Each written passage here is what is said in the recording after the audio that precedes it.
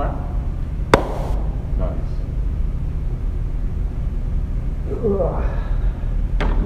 Turn on the green screen. Alrighty, Susie. Thank you for being on Talking Dark Live. Thank you for having me. It's a real honour to be on this show. Might just move that a bit closer. If you could just maybe scooch your chair in a bit. Great.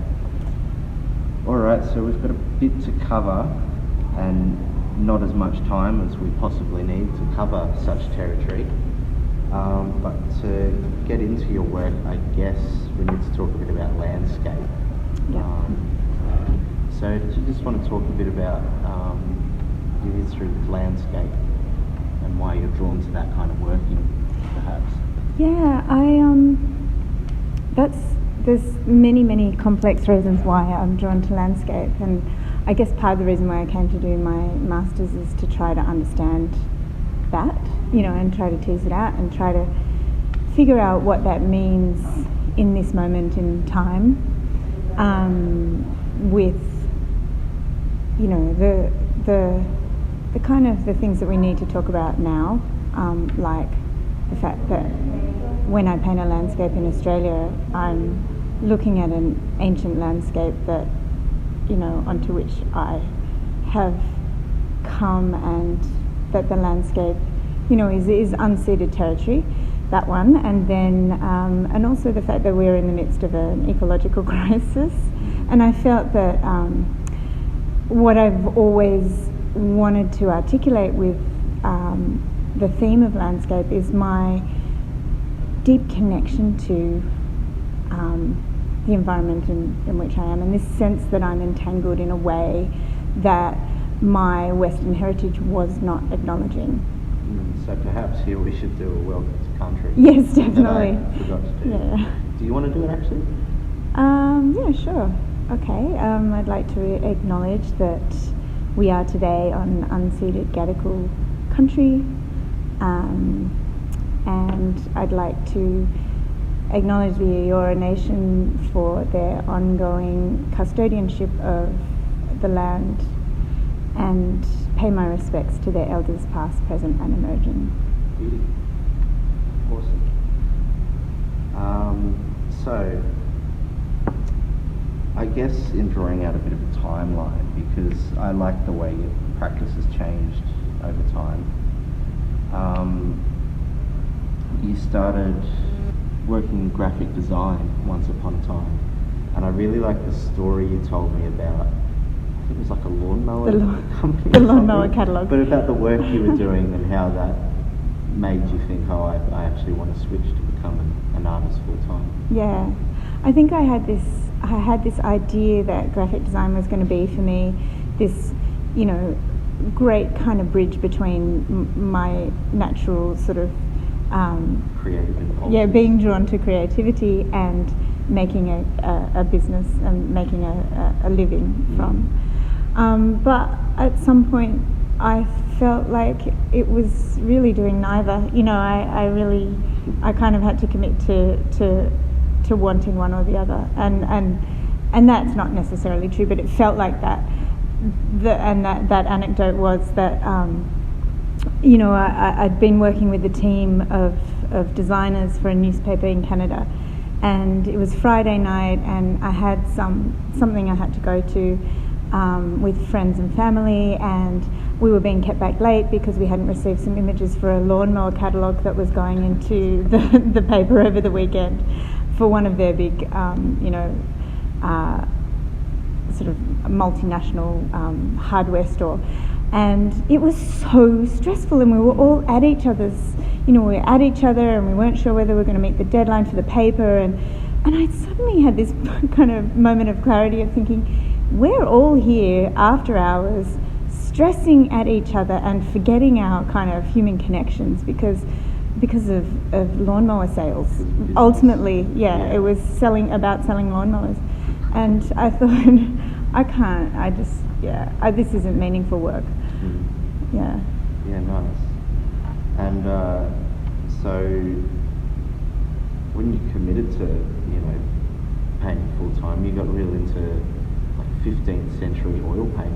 I do. Did you want to talk a bit about that? Because, you know, those are quite incredible and really set up the work to come later on in their kind of investigation of the sublime. Yeah, well, I wanted to learn how to paint, and I'd heard about this course, which was kind of a mentorship program with a contemporary artist, Charlie Sheard, who's based in Redfern, and it was a really well-renowned course because it went over 3 years with a day a week we would spend together as a group, and there were about 14 of us. And we learned right from the beginning of understanding sort of the history of oil painting and how the technology of oil painting evolved. But what was really important was that Charlie sort of spoke to us about painting as a language. And, you know, we talk about languages and how, you know, somebody who might have Spanish and English, and they find there are concepts in Spanish that they can't translate into English because the English language doesn't expand that far or whatever. And so for Charlie, what he was teaching us was a language that if we had ideas to express, we needed the technical ability to do so. And I really, really embrace that. I really, really admire that perspective, because to learn the technology of painting sort of gave me a whole other language. And then whatever I decided to say within that language, you know, that was up to me. And that's, you know, that's changed over the years. But the basis of learning to paint was really important. And so in technology, are you talking about like glazes and all the priming and oils and things like that? Yes. So, right back to the making of gesso and from rabbit skin glue and, you know, all of those kind of, that very beginning of technology of oil painting, which kind of in the 15th century was in its purest form, you know. And alchemy. Yeah. They were wizards. Yeah, and then I guess when the Impressionists sort of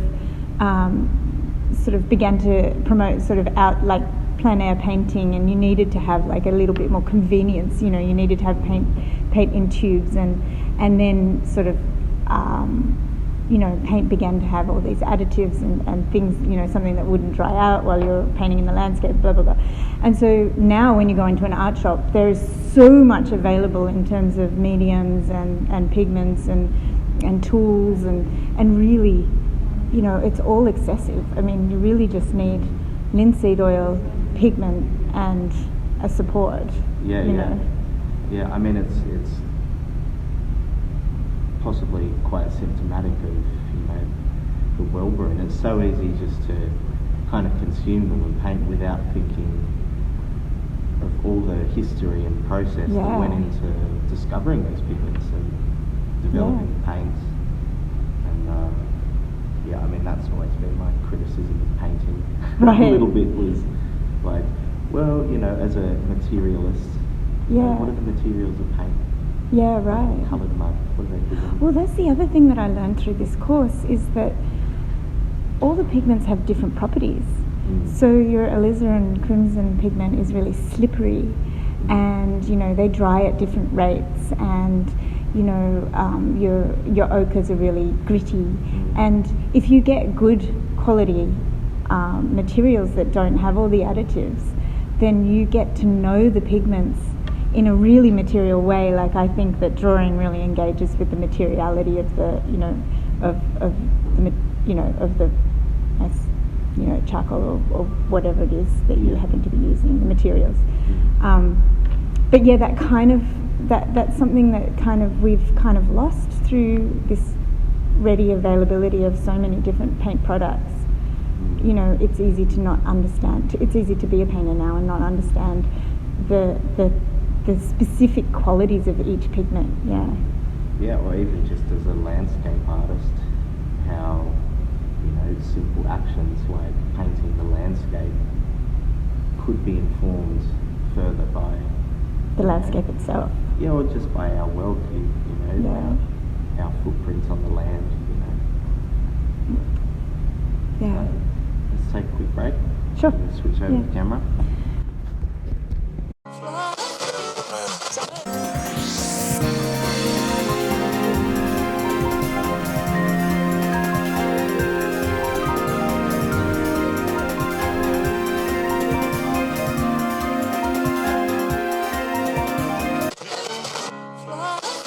He was all like, oh yeah, I'm gonna get a studio, rada.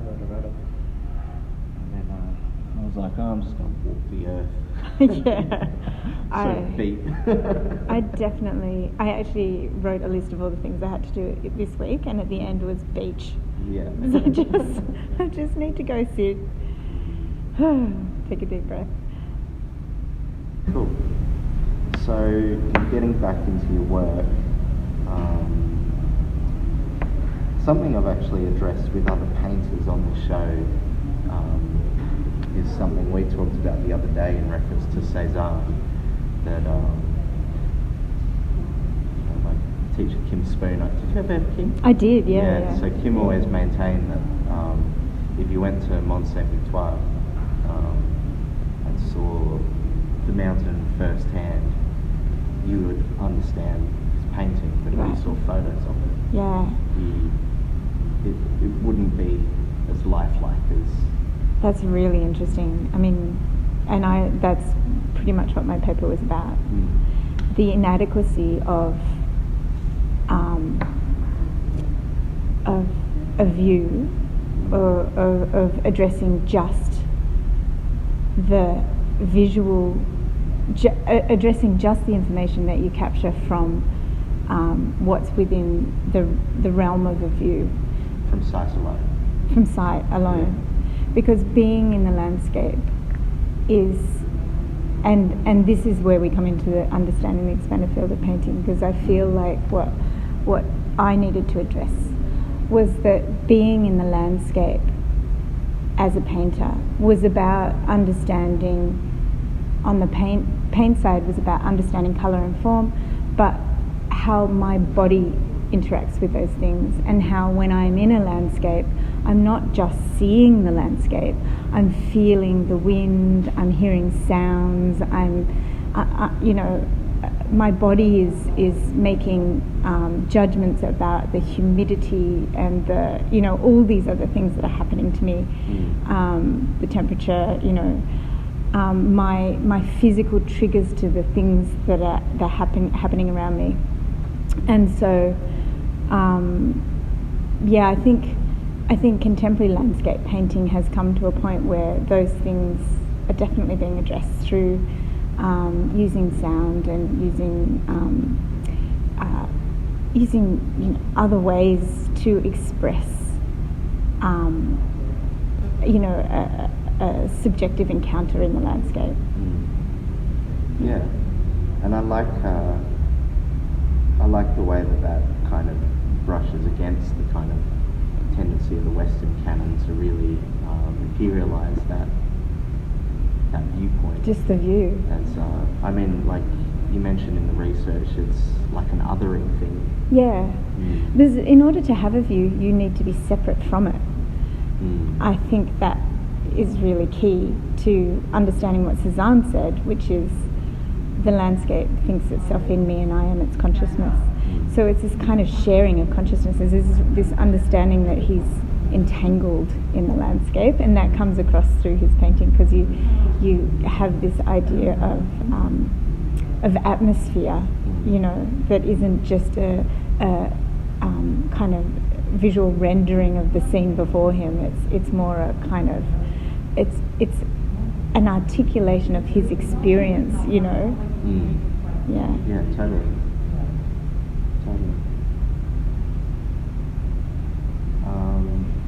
So getting into your extended media works, where did it start? Did it start with the colour matching? The colour matching came from looking at a video by Francis Alice.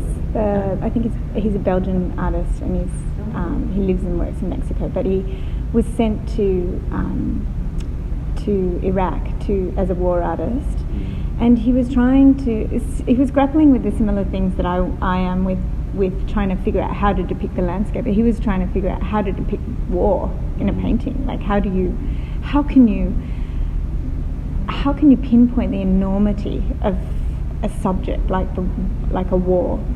And so he, feeling almost, I imagine, defeated by this task, just sat with his palette and just colour matched some soldiers getting ready to, there was shelling you could hear in the background and some soldiers moving a vehicle around and the flag, and so he just colour matched the landscape and so I thought, well, if he's addressing the subject of war through that method, then maybe it's a simple poetic gesture that really kind of grounds you. So I went into the landscape and started colour matching the ocean and some other ways of just the sunrise. I did a video about colour matching the sunrise. So as the sunrise was changing, just trying to match the colours, and that kind of took me out of feeling like I had to depict the landscape in a way that was sort of pictorial. Yeah, pictorial. But it was more about feeling like trying to communicate with the landscape on the landscape's terms, which for me are colour and light. With the landscape, if I can imagine that the sunrise is trying to communicate with me, it's through the language of colour and light. So And so did that lead into the lights? Does that come out of that? Yeah, your work? I think light's always been a really interesting theme in my work, and I've always tried to depict light. We're gonna.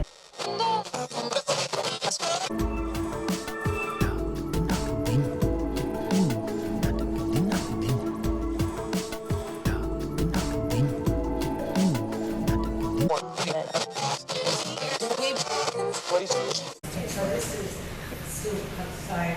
It's the first building when Am I rambling over 20 minutes? painting. Oh, I see.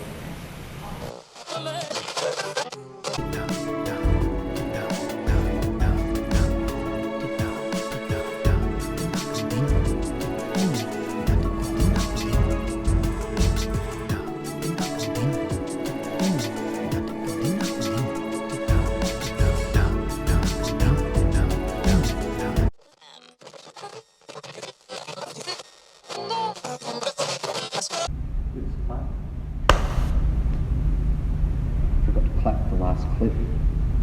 I mean, I forgot to tell you. That makes it harder to sync up, doesn't it? Yeah, oh well. I only know that from watching your previous Talking Darks. I wouldn't have known that otherwise. So, colour matching in the environment, that led to the light installation that's up in your studio. Do you want to talk about that? Yeah, sure.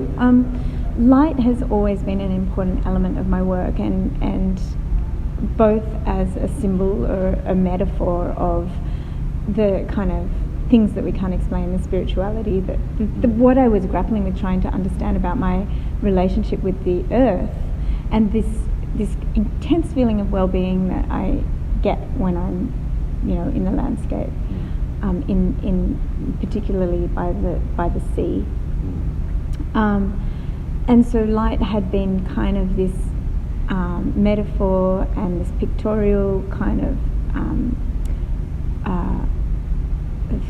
theme, like a motive that I'd been using for a long, long time. And then I started to think about using light as a medium, and that's kind of directed my practice in this past year of the Masters, using light in a more, as a form of energy, and trying to make a work with light rather than just depicting light. So what are those lights actually doing? Because they've been different colours every time I've gone in. Yeah, so the work comes from an anecdote by Tim Ingold, where he was talking about deep time, and I did discuss deep time because it's a very important concept when you think about landscape. Time, the intermingling of time and space in the landscape.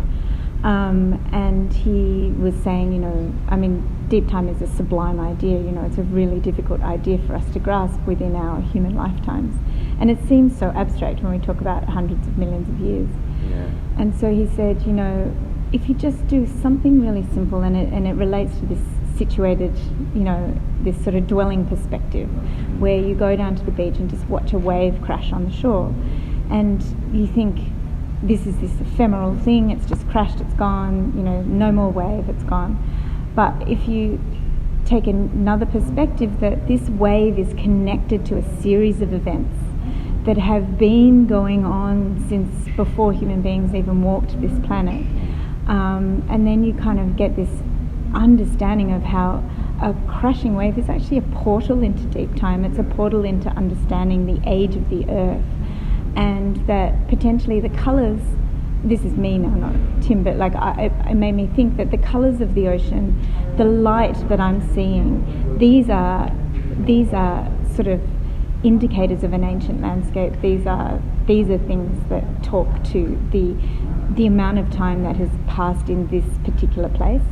So I colour matched the ocean, and I took all these colour readings of a crashing wave over a period of a couple of days in varying weathers, and then those colours informed the lights.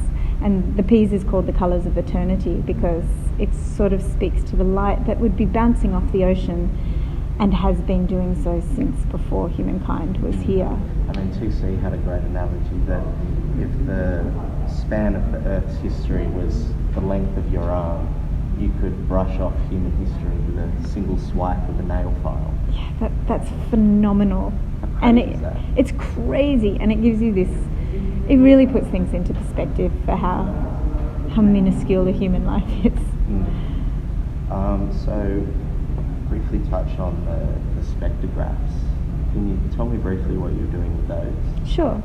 Well, it feeds into this idea that I was trying to understand, and actually I'm glad that came right after the conversation about deep time, because the investigation was about how time and the landscape are entangled, and I wanted to be able to express not just through a situated experience in the landscape, not just that particular experience, but how different experiences over time have a relationship with the same place. And so I recorded sounds. I kept going to the same place over the period of a year, recording sounds, and that place was Bonga Bonga Basin, which is at Mona Vale Beach. And I recorded sounds through spring and summer and winter and all different times of the day, and then layered. So those sounds were recorded through a spectrometer, which offers you a spectrogram, which is a graph of frequency over time. So you can see shapes in the sounds. And I layered all those graphs until I sort of came up with this kind of composite image of sounds in a place over a period of time. Yeah, right. So that's what we see in the gallery, yeah, for example. Yeah, cool. And I guess it's really almost coincidental that they ended up looking like landscapes, and that's my subjective kind of my hand in editing what images went in. Yeah. And you can see these references to the history of Western painting in them, and that comes from my sort of connection to Western painting. But they might have been really different looking images, but they did end up looking like landscapes. Yeah. Oh, and the horizon line, that's in the gallery too, isn't it? Yes. That speaks a bit more to what we were saying earlier about aligning your biorhythms with the environment. Yeah. So that was based on the data of my blood pressure while I was watching a sunrise at the beach, and it surprised me, that work, because I thought that my blood pressure would just steadily decrease watching the sunrise. But what I hadn't accounted for is all of the different triggers that are in our contemporary landscape. There were people swimming, and there were all these other things happening in the landscape, that sort of I'd have this sort of moment of connection and this calm, and then I'd react to, you know, something else, and, you know, so it did end up looking like, and that was the intention, that it might look like a horizon line and have this kind of connection to the landscape, showing my body, aligning with the landscape. Yeah. Cool. So, any plans for the future? What's next? Well, firstly, a day at the beach. Yeah. Not working. And then, I don't know. I've got a couple of things coming up this year, but I think it's exciting to. I feel like it's a fresh start now. Actually, I think one of your other interviewees said something like, I think it was TC, said it's the end of the MFA, but it feels like the beginning of something new, and I really, that resonates with me. I think that's really good. I feel like that. Yeah, nice. Yeah. Cool. Thanks, Susie. Thank you so much, Ollie. It's been really nice to cool. chat with you. Easy.